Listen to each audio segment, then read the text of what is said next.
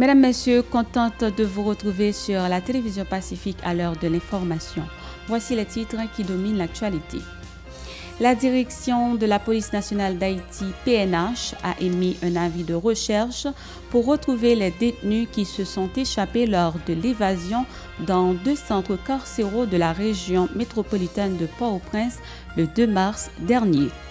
Plus d'une dizaine de détenus se sont enfuis lors d'une évasion à la prison civile de Port-de-Paix vendredi dans la soirée, selon le collectif des avocats pour la défense des droits humains. La police nationale d'Haïti dans le département du Sud-Est a procédé à l'arrestation de 8 jeunes, Jean alias Blanc, samedi à Marbial. 113 500 gourdes ont été confisquées. Les compagnies aériennes ont annoncé un nouveau report de vol à destination de l'aéroport Toussaint Louverture à Port-au-Prince. Quinton, lui, l'actuel directeur du Centre national des équipements, a été auditionné samedi par le juge Merlin Bélabre dans le cadre du dossier de corruption lié au détournement de biens de l'institution. Plus de 100 camions-citernes ont été livrés durant le week-end écoulé par le terminal pétrolier de Vareux. Le ministère de la Santé publique et de la Population MSPP a annoncé que pas moins de 31 hôpitaux sont actuellement hors service de la capitale d'Haïti, Port-au-Prince, en raison de la violence perpétrée par les gangs armés dans la région. Mesdames, Messieurs, restez branchés, les détails c'est tout de suite. Merci de votre fidélité, Mesdames, Messieurs. Voici le développement de ce journal. Dans un communiqué daté du lundi 6 mai 2024, la direction de la police nationale d'Haïti, PNH, a annoncé sa détermination à traquer tous les prisonniers qui se sont enfuis lors des évasions survenues le 2 mars 2024 dans les prisons civiles de la Croix-des-Bouquets et du pénitencier national situé à la rue du Centre à Port-au-Prince. Cette mesure vise à renforcer le système de sécurité.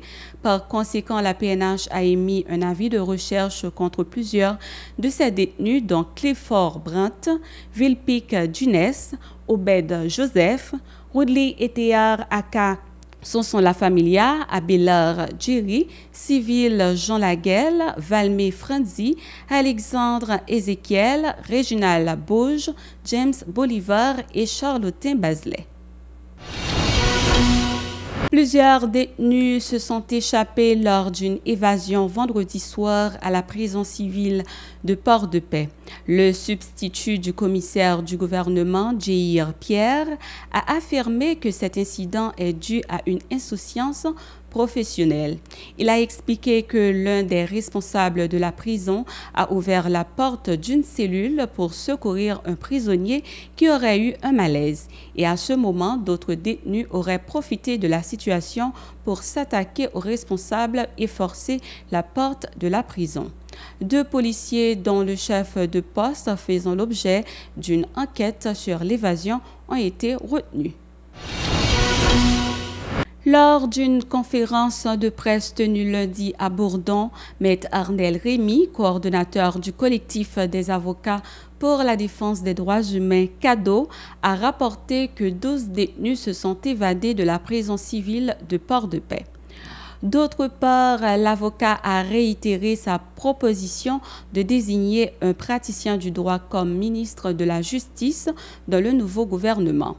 Plus loin, M. Arnel Rémy a exprimé son profond regret quant aux 32 mois écoulés pendant lesquels les conditions de détention se sont considérablement détériorées, exacerbant ainsi les souffrances des détenus. Écoutons-le au micro de Hirsch Rézil et Marie-Carmel Auguste. Alors, comme organisation, nous travaillons dans le domaine prison. Nous toujours fait partie de mes organisations qui partagent les chiffres exacts avec la population concernant les évasions de prison. On va pas s'en chercher, mais les premières informations, les informations de 1er mai, CADO toujours une possibilité pour partager la population. Et nous avons regardé que dans le week-end, dans le mi-temps week-end, il y a une évasion qui est faite dans le niveau Port-de-Paix. Il y a 2 médias en ligne qui postent, c'est au moins 30 prisonniers sauvés. Ce n'est pas vrai du tout. C'est pas vrai du tout. Normalement, son prison il y a 37 personnes. son prison de 37 personnes, c'est 12 prisonniers qui sont sauvés. Il n'y a pas 12 petits prisonniers, 12 gros prisonniers qui sont sauvés. Et puis, nous-mêmes, tout dans la question, au niveau cadeau, question justice, c'est des priorités. Nous.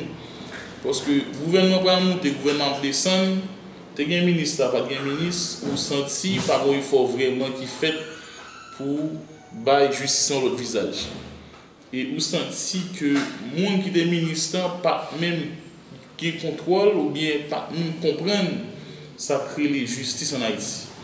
Parce que nous avons fait 32 mois au pouvoir, de leur monter à l'aller là, à leur démissionner là, qui changement fait dans la question de justice? Aucune. Sinon, nous-mêmes, comme avocats, nous toujours fait même chaque année, chaque semaine, nous parlé de même bagarre. Le défenseur des droits humains a dénoncé vivement le nombre excessif de personnes retenues en garde à vue à Delma. En outre, il a appelé à l'octroi d'un nouveau local pour le tribunal de paix de Delma. Suivons sa déclaration toujours au micro de Hirsch-Résil et Marie-Carmel Auguste. Nous avons au CAI, nous avons arrêté c'est Archibald. Archibald a décrit nous, j'ai en prison à TI. Et en réalité, toujours qu'on dit, toujours parler de gens qui ont vécu pour bête en dedans prison. C'est dit prison au CAI n'a pas fait pour tout le monde là. Jacques Mel, le commissaire d'Orméville, qui chaque samedi a essayé de faire un gens pour permettre que nous viennent manger.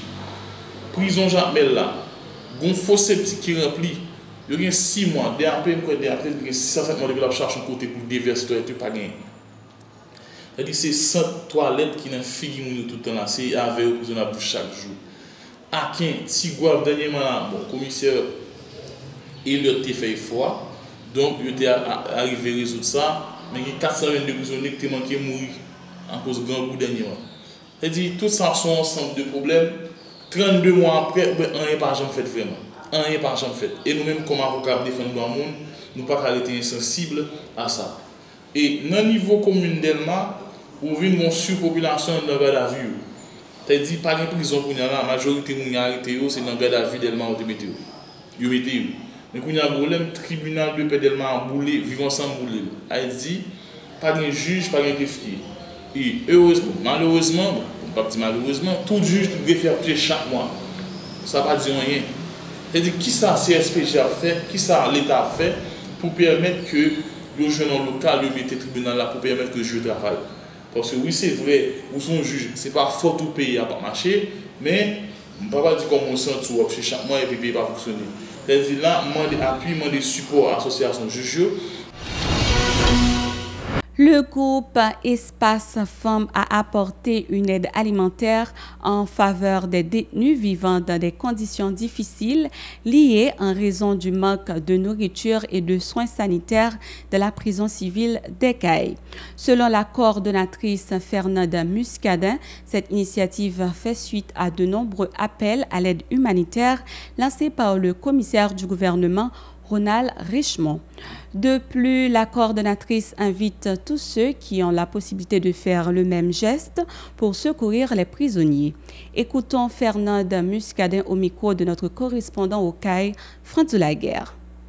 Suite à un cri d'alarme que le commissaire Richemont a lancé sur tous les réseaux sociaux, côté que les prisonniers ont vécu dans un état déplorable, côté que ils n'ont pas de l'eau, ils n'ont pas de manger. Nous-mêmes, Espace Femmes Sud, nous connaissons ces femmes, nous connaissons ces femmes qui baillent la vie, femmes c'est potomitan, femmes c'est toute bagaille dans la société.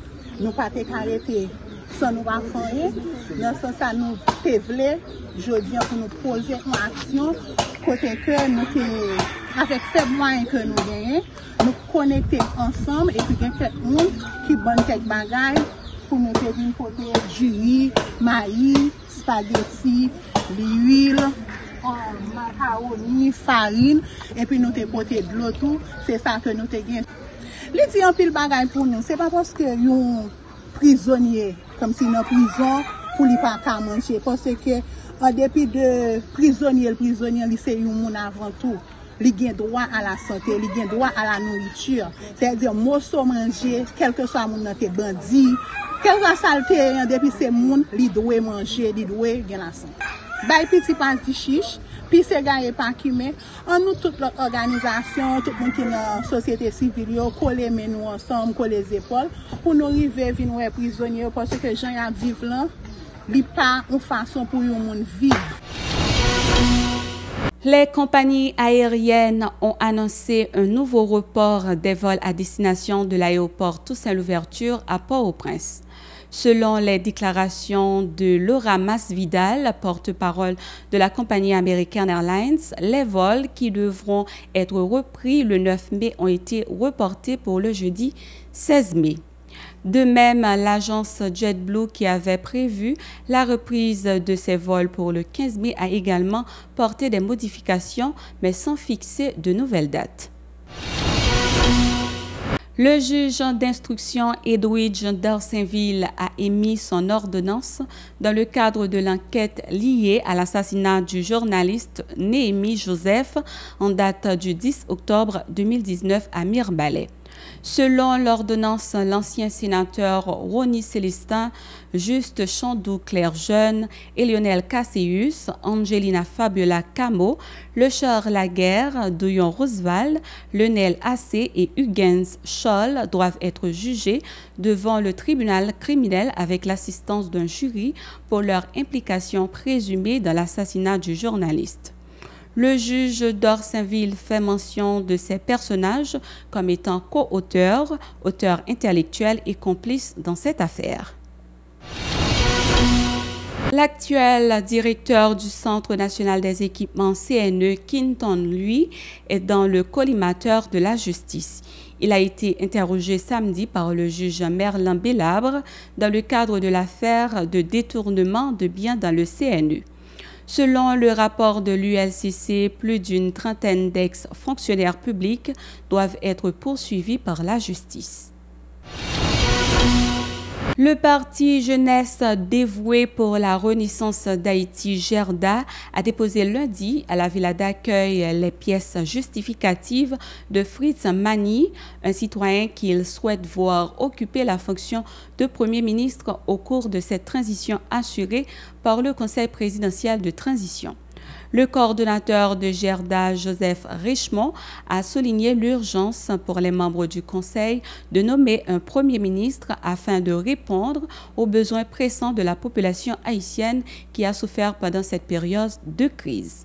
Il est à noter que plusieurs autres candidats ont déjà déposé leurs pièces dans l'objectif de briguer le poste de chef de gouvernement au sein du CPT. Écoutons Joseph Richemont au micro de Yasmine Sanon et Marie-Cormel Auguste. Nous venons dans une situation côté que nous venons déposer un lot de pièces pour nous permettre à ce que nous disions mes choix idéaux là, mes choix qui permettent à ce que CPT arrive atterri, arrive jeter base pour permettre à ce que nous retournions à l'ordre démocratique. Mais choix ça, c'est choix de Dr Smith Mani, c'est citoyen idéal là. Dr Smith Mani, c'est pas citoyen qui va venir gérer le problème, mais c'est citoyen qui va venir résoudre le problème non. Parce que Dr Smith Mani il connaît qui ça problème il y a déjà. Donc c'est peut-être ça. Organisation femmes, organisation paysans, secteur jeunesse, organisation au niveau universitaire, AZEC, KAZEC, fédération, et tout notre groupe organisé, nous dit choix ça, c'est choix population, nous dit choix ça, c'est choix peuple là, c'est choix jeunesse là, c'est choix étudiants, c'est choix professeurs de l'école, c'est choix agronome, c'est espace de production. Université en redit encore, c'est espace de production, quel que soit le pays qui a évolué, quel que soit le pays qui peut sortir notre douleur liée, mais il faut que l'université a posé problème. Mais nous-mêmes au niveau secteur jeunesse, groupe étudiants, nous sommes toujours clairs sur ça. Haïti, c'est le plus gros pays exportateur de ressources humaines. Sur chaque 10 Haïtiens formés, il y a 8 cas à l'étranger. Nous déposé en total un lot de 17 pièces qui conforment avec sa constitution. Ou encore ça, et accord à demander pour venir déposer ensemble de pièces. Nous déposer et de lire. Attendez-nous, et attendez-nous pas seulement attendre moi-même comme jeune garçon, au secteur jeunesse ou ensemble d'organisations. C'est toute société qui doit attendre, nous aller mieux. C'est un citoyen par rapport avec ensemble de principes ou encore il remplit fonction citoyenneté. Il nous là ensemble de pièces qu'il déposé. Il est confiant par rapport à la situation qu'il a, qu'on joue pour nous sortir là-dedans. L'administration Biden a octroyé un financement de 60 millions de dollars pour un programme d'aide militaire en Haïti dans l'objectif de contribuer à réprimer les gangs armés qui terrorisent la population, selon le média américain Politico. Cette décision permettra de fournir du matériel et des équipements à la police nationale d'Haïti ainsi qu'aux pays qui participeront de la mission multinationale de soutien à la sécurité dirigée par le Kenya. Mesdames, Messieurs, c'est ici la fin de ce journal. Merci de l'avoir suivi. Restez branchés à la télévision Pacifique pour la suite de notre programmation. Au revoir et à bientôt.